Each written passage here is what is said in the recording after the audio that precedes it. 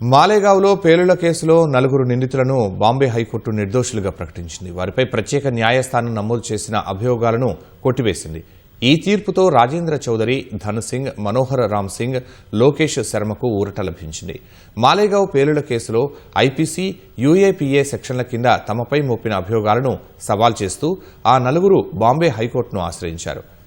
NIA దర్యాప్తులో తమకు వ్యతిరేకంగా ఎటువంటి ఆధారాలను చూపలేదని నిందితులు పేర్కొన్నారు.